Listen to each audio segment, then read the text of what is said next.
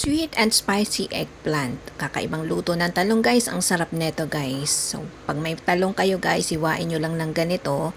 Tapos, ipiprito nyo. Set aside. And mag-prepare kayo ng bawang sibuyas, kamatis, and sili. Igisa nyo yung bawang. Tapos, sibuyas. Isunod ang kamatis. Tapos, sure na malambot guys. Tsaka ilagay yung pinritong talong. So, haluin lang natin yung ginisa natin. And lagyan natin ng soy sauce and oyster sauce. And may kalamansi extract.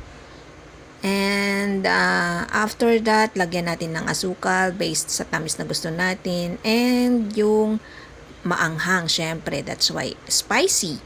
And konting sesame oil. Kung wala naman kayong sesame oil, okay nang wala.